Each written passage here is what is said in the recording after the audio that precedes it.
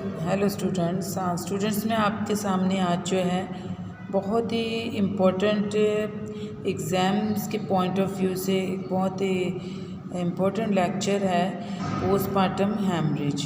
तो आज मैं आपके सामने पोस्टमार्टम हैमरेज को एक्सप्लेन करती हूँ। ये पूरा लेक्चर आपके सामने अभी देती हूँ कि पोस्टमार्टम हैमरेज जो है ये होता क्या है।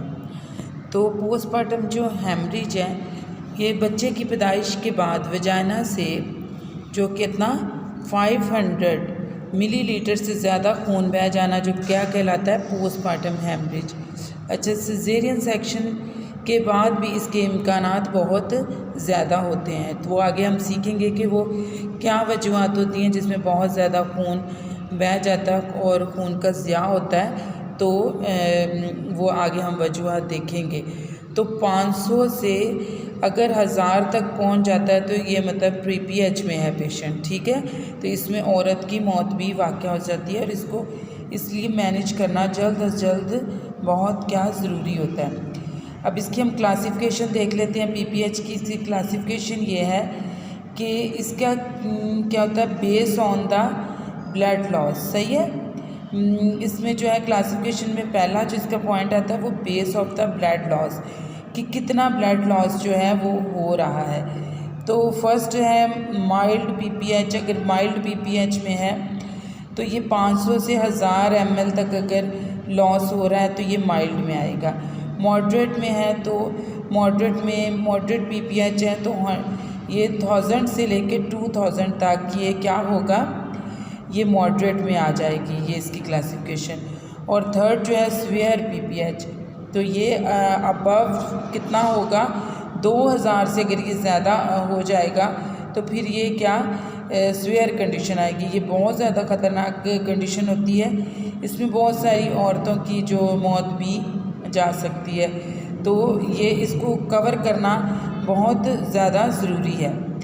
अब जो है अब आगे हम इसकी जो है फर्दर क्लासिफिकेशन देख लेते हैं कि इसमें दो टाइप आगे आ जाएंगी। इसकी जो दो टाइप्स हैं वो कौन सी हैं, दो इम्पोर्टेंट टाइप्स, एक है प्राइमरी पीपीएच और एक है सेकेंडरी पीपीएच। तो प्राइमरी पीपीएच जो है उसमें क्या होता है कि ये बेबी डिलीवर होने से 24 घंटे के अंदर अंदर अगर 24 घंटे के अंदर अंदर ये कितना ब्लड लॉस हो जाए 500 से अबव हो जाए तो ये लेकिन वो ये 24 घंटे के अंदर, तो ये प्राइमरी पीपीएच कहलाता है। और ये थर्ड स्टेज जो है इसको हैमरेज भी हम कहते हैं, यानी कि बेबी एक्सपेल हो गया बट प्लेसेंटा के कुछ पार्ट्स जो हैं वो अभी नहीं डिलीवर हुए, तो ये इसको थर्ड स्टेज हैमरेज भी हम कह सकते हैं। तो ये इसके बाद आ जाएगा सेकेंडरी पीपीएच। तो सेकेंडरी पीपीएच जो है ये क्या होता है, ये होता है हमारा 24 घंटे से 6 वीक या 45 डेज़, यानी कि पूरा जो परपीरियम पीरियड है उसके दौरान जो भी अगर पीपीएच ऐसी ब्लीडिंग की कंडीशन आ जाए तो उसको हम सेकेंडरी कहलाएगी। तो उसमें अब हम इसकी कॉजेज़ देख लेंगे कि कॉजेज़ क्या क्या हो सकती हैं। तो स्टूडेंट्स अब जो पोस्टमार्टम हैमरेज में का लेक्चर है इसमें क्या है, कॉजेज़ क्या हैं। एटॉनिसिटी ऑफ द यूट्रस ये बहुत ज़्यादा होती है। यही जो है इसमें 70 to 80% पीपीएच की वजह जो है वो एटॉनिसिटी ही बनती है। एटॉनिसिटी क्या होती है, इसमें जो है यूट्रस जो है वो अपनी पावर कम कर देता है। तो उसकी आगे हम वजूहत पढ़ेंगे कि क्यों उसकी पावर कम हो जाती, क्या क्या वजूहत होती हैं जिसकी वजह से ये हो सकती हैं। फिर अच्छा इसमें जो कॉजेज़ में इसकी एटॉनिसिटी आ जाएगी और फिर उसकी आ जाएंगी ट्रॉमा आ जाएगा और फिर थर्ड आ जाएगा ब्लड कोगुलोथेरेपी।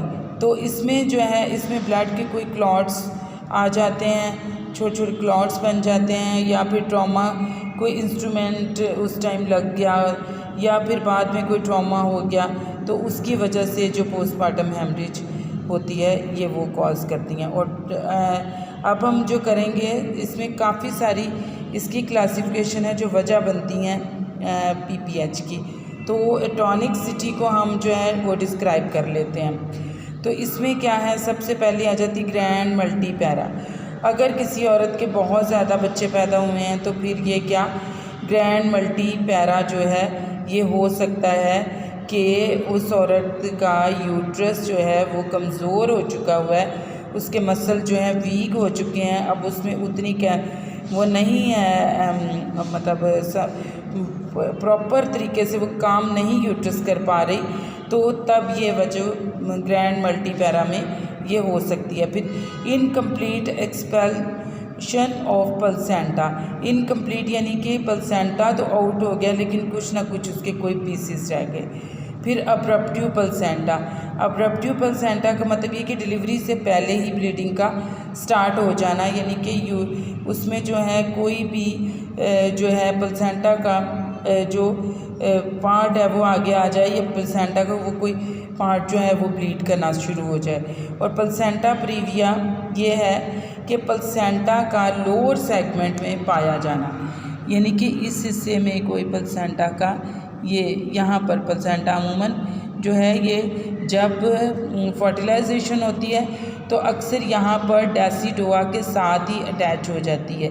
तो अगर ना हो प्लेसेंटा प्रीविया हो तो फिर यहाँ से ये ब्लीड करने के चांसेस बहुत ज़्यादा हो जाते हैं।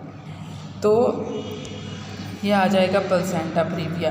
फिर आ जाएगा over distension of the uterus. अच्छा, यहाँ बहुत ज़्यादा यूट्रस में स्पेस हो गई या बहुत बड़ी हो गई यूट्रस, तो ये उस सूरत में भी हो सकता है, क्योंकि उसमें फिर यूट्रस को सिकुड़ने के लिए थोड़ा टाइम लगेगा, तो उसमें ब्लीडिंग होने के चांसेस जो हैं वो बहुत ज़्यादा हो सकते हैं। तो इसमें जो है ये वजूहत उस सूरत में होती है जब डायबिटिक मदर्स होती हैं और उनके जो बेबी होते हैं वो माइक्रोसोमिया होते हैं, यानी कि 4000 ग्राम से ज़्यादा वज़न होना या 8.8 होना या 8.5 होना, तो ये जो होता है ये उस सूरत में होता है। फिर प्रोलॉन्ग लेबर हो जाना, 18 घंटे का लेबर हो जाना है, तो 15 घंटे से आपको पता है ऊपर जो भी लेबर जाता है वो प्रोलॉन्ग लेबर होता है, तो उसमें भी बहुत ज़्यादा जो है प्लेसेंटा ये पीपीएच होने के चांसेस होते हैं। फिर फुल ब्लैडर का होना, जब ब्लैडर फुल होगा तो यूट्रस सही तरीके से सिकुड़ नहीं पाएगा, अपना काम नहीं कर पाएगा, तो वो फिर ये होगा कि ब्लीडिंग होने के चांसेस भी हो सकते हैं। फिर उसमें आ जाएगा फिर आ जाएगा कोई भी जनरल एनेस्थीसिया। तो जनरल एनेस्थीसिया से भी कुछ मेडिसिन्स होती हैं जो यूट्रस पर इफ़ेक्ट करती हैं, जिसकी वजह से ब्लीडिंग होने के चांसेस हो सकते हैं। फिर मिस मैनेजमेंट थर्ड स्टेज के, अगर सही तरीके से हमने मैनेजमेंट नहीं की स्टूडेंट्स, तो फिर ये कि बहुत ज़्यादा प्रॉब्लम्स हो सकती है। तो इसकी मैनेजमेंट में जो हम क्या क्या कर सकते हैं कि अगर पीपीएच की पेशेंट है तो आप